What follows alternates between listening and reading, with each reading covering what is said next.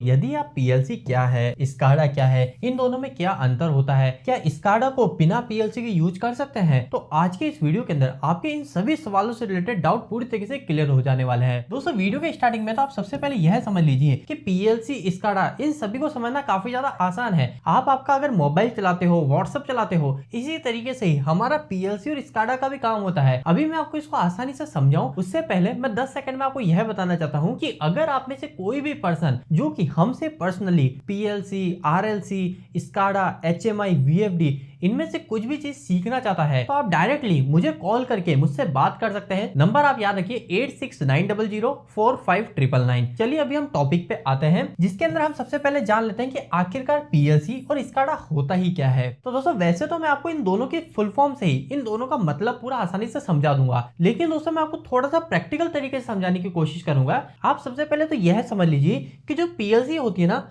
इस पीएलसी को जो इंडस्ट्री में लगाया जाता है वो लगाया जाता है हमारी मशीन को ऑटोमेटिक करने के लिए। ऑटोमेटिक का मतलब क्या हो गया कि मैंने एक बटन दबाया मोटर स्टार्ट का, तो हमारी मोटर 15 सेकंड चली, उसके बाद में 20 सेकंड बंद हो गई, फिर 15 सेकंड चली, फिर 20 सेकंड बंद हो गई। इसके अलावा अगर यहाँ पर दूसरी मोटर चल गई तो ये वाली जो मोटर थी ऑटोमेटिक बंद हो जाएगी। इसके अलावा अगर कोई तीसरी मोटर चल जाएगी तो ये मोटर भी बंद हो जाएगी, ये मोटर भी बंद हो जाएगी, बस ये मोटर चलेगी। साथ ही साथ हम ये भी कर सकते हैं कि जब ये मोटर स्टार्ट हो तो हमारा यहाँ पर एक लाइट और ऑन हो जाए। तो ये सब चीजें क्या हो रही है, यहां पर आपने सभी को पर्सनली स्टार्ट नहीं किया, मतलब आपने इस मोटर को पर्सनली जाके स्टार्ट नहीं किया, इसका बटन नहीं दबाया, इस मोटर का बटन नहीं दबाया, यहां पे आपने जो लैंप लगाया उसका बटन नहीं दबाया। तो ये सब चीजें क्या हुई, ये सब चीजें ऑटोमेटिक हुई। ऑटोमेटिक कैसे हुई, बस आपने एक बटन दबाया और सारी चीजें ऑटोमेटिक चलने लग गई। तो इसे बोलते हैं ऑटोमेशन। तो दोस्तों यह जो ऑटोमेशन है इसे ही करने के लिए हम पीएलसी का इस्तेमाल करते हैं। ऑटोमेशन कई तरीके से किए जा सकते हैं, जैसे कि आप ऐसे भी समझ लीजिए कि यहाँ पर एक बोतल है, इस बोतल में ऑटोमेटिक जब पानी इतना भर जाए, यानी हमारी जब बोतल पूरी 1 लीटर की भर जाए तो क्या हो, हमारी यहाँ पे जो पंप लग रहा है वो ऑटोमेटिक बंद हो जाए। फिर बाद में क्या हो, यहाँ पर जो कन्वेयर बेल्ट है वो कन्वेयर बेल्ट स्टार्ट हो, तो ये वाली जो बोतल है ये बोतल आगे चले जाए और यहाँ पर जो है यहाँ से एक पीछे से एक और बोतल यहाँ पे आके रुक जाए और वापस से हमारा जो पंप है वो स्टार्ट हो जाए, फिर बोतल भर जाए तो हमारा पंप बंद हो जाए। तो इस तरीके से जो भी चीजें ऑटोमेटिक होती रहेगी, बस हम एक बार बटन दबा दें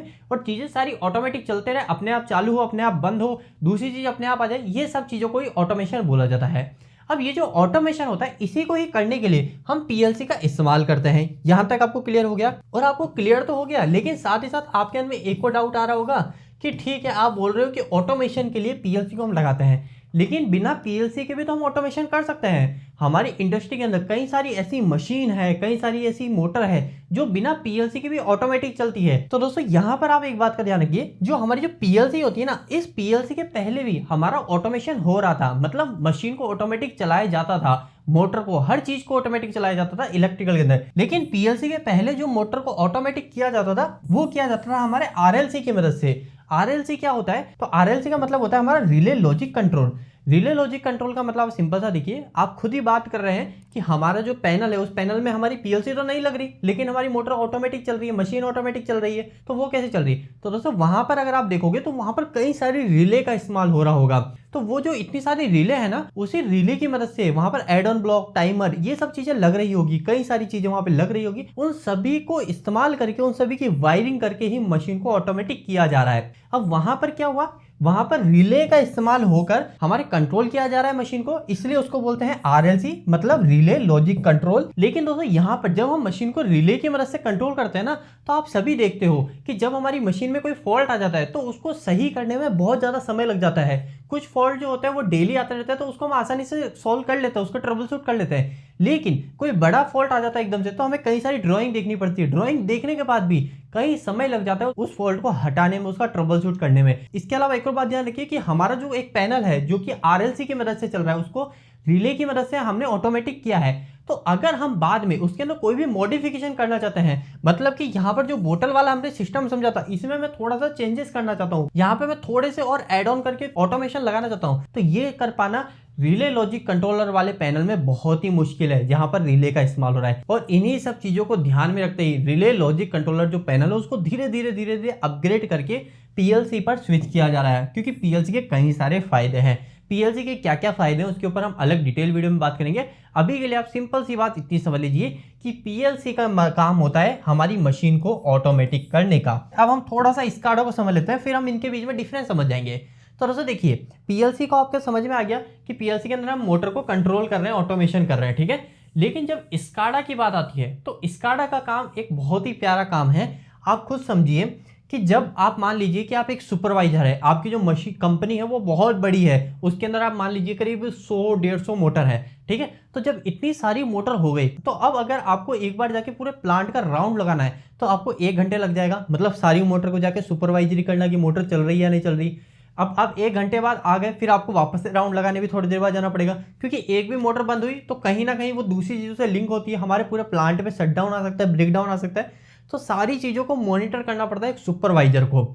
तो वही सब चीज़ें, उन्हीं सब चीज़ों को आसान करने के लिए हमारा स्काडा का इस्तेमाल किया जाता है। स्काडा क्या होता है, तो स्काडा की फुल फॉर्म से आपको पता चल जाएगा। ऐसे हो जाता है हमारा सुपरवाइजरी, मतलब कि एक जो सुपरवाइजर का काम होता है इंडस्ट्री के अंदर सब चीज़ों की निगरानी करना कि सब चीज़ें बराबर चल रही है नहीं चल रही, कोई चीज़ बंद हो गई तो वो क्यों बंद हो गई उसको फिर जाके देखना।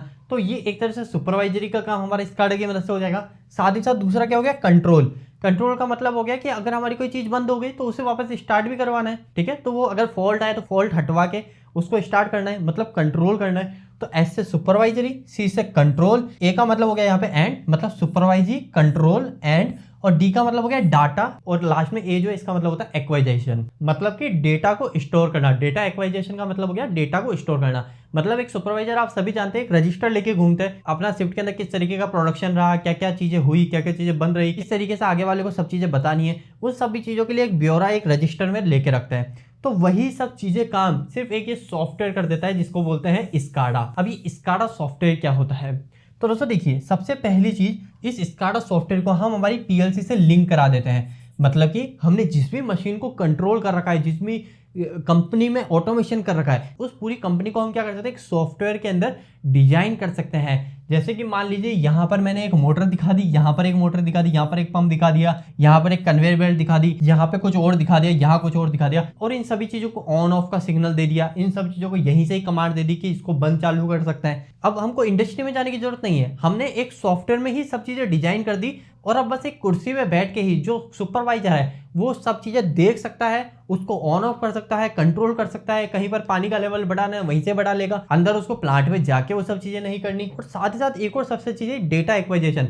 मतलब कि जितनी भी सारी चीजें हो रही है प्लांट में उन सभी चीजों को सुपरवाइजर को बैठ के लिखने की जरूरत नहीं है, वो ऑटोमेटिक सॉफ्टवेयर में सेव होता रहेगा। डेटा जो है वो ऑटोमेटिक इकट्ठा होता रहेगा। आप चाहे 1 महीने 2 साल पुराना डेटा भी लेके रखो, वो भी आपको यहाँ मिल जाएगा। तो ये फायदा हो जाता है स्काडा का। इसी वजह से इंडस्ट्री के अंदर आप देखेंगे जो भी बड़ी बड़ी इंडस्ट्री होती है उसके अंदर स्काडा का भी इस्तेमाल किया जाता है।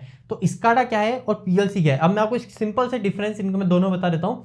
तो देखिए, मैंने आपको क्या बोला था, अगर आप मोबाइल और व्हाट्सएप ये सब चीज चलाते हो तो आप आसानी समझ जाओगे। तो पीएलसी क्या होती है, आपको सबसे पहले ध्यान रखना है, पीएलसी क्या होती है, एक हार्डवेयर है। हार्डवेयर का मतलब क्या होता है, हार्डवेयर का मतलब होता है ऐसी चीज जिसको हम छू सकते हैं। जैसे कि मेरा मोबाइल है, इस मोबाइल को क्या कर सकता हूँ, मैं इसको छू सकता हूँ, इसकी टच स्क्रीन छू सकता हूँ, इसका कैमरा छू सकता हूँ, जिसको भी मैं छू सकता हूँ वो एक हार्डवेयर है। तो पीएलसी जो होती है, पीएलसी भी इंडस्ट्री में एक हार्डवेयर लगा हुआ है, इसको मैं जाके छू सकता हूँ इंडस्ट्री में। जिस तरीके से मैं हमारी मोटर को छू सकता हूँ, पंप को छू सकता हूँ, सेम उसी तरीके से। लेकिन अब ये जो डिवाइस हम खरीद के लाते हैं मार्केट से, इसका इस्तेमाल क्यों करते हैं, तो मैंने आपको बताया हमारी मशीन को ऑटोमेटिक करने के लिए, ठीक है। ये आपको क्लियर हो गया पीएलसी। अब स्काडा में क्या अलग हो गया, तो स्काडा में अलग ये हो गया कि पीएलसी तो हार्डवेयर था, मोबाइल की तरह छू सकता हूँ, बैटरी को छू सकता हूँ, कैमरे को छू सकता हूँ। लेकिन स्काडा है एक सॉफ्टवेयर। सॉफ्टवेयर का मतलब व्हाट्सएप को मैं छू नहीं सकता, व्हाट्सएप को अंदर में यूज कर सकता हूँ मोबाइल के अंदर, मेरी एप्लीकेशन खोल के, व्हाट्सएप की एप्लीकेशन खोल के मैं व्हाट्सएप चला सकता हूँ, लेकिन उसको छू नहीं सकता। वो एक सॉफ्टवेयर है, वो एक विजुअलाइज करने के लिए है कि वो किस तरीके से दिख रहा है मेरे को,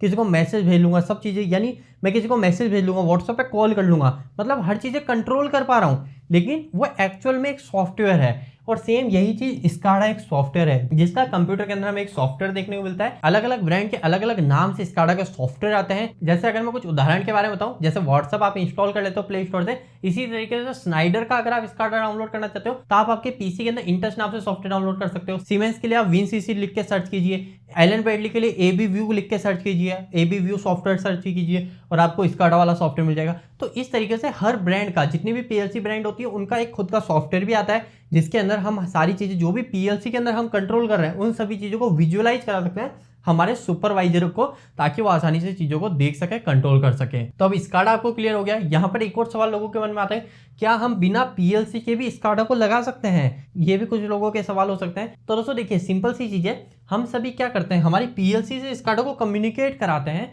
मतलब पीएलसी के अंदर जो भी चीजें हो रही है, जिसको भी हम कंट्रोल कर रहे हैं, जैसे मोटर है, एक मेरी मोटर है, उस मोटर को मैं 10 सेकंड 15 सेकंड चला रहा हूँ, है ना, बंद चालू करवा रहा हूँ, 10 सेकंड बाद ऑन कर रहा हूँ, 15 सेकंड बाद बंद करवा रहा हूँ, 10 सेकंड बाद ऑन, 15 सेकंड बाद बंद। ठीक है, अगर मैं ये करवा रहा हूँ, तो वो अगर मैं पीएलसी को स्काडा से लिंक कर दूंगा, तो ये सेम चीज मैं स्काडा से कर सकता हूँ। मतलब कि जो मोटर 10 सेकंड 15 सेकंड का जो रेशो चल रहा था, 10 सेकंड चालू 15 सेकंड बंद, वो मैं चेंज कर सकता हूँ। यहाँ से 5 सेकंड कर सकता हूँ 10 सेकंड की जगह, कि 5 सेकंड मोटर ऑन रहेगी, फिर 10 सेकंड बंद रहेगी। ये मैं बदल सकता हूँ अपने हिसाब से।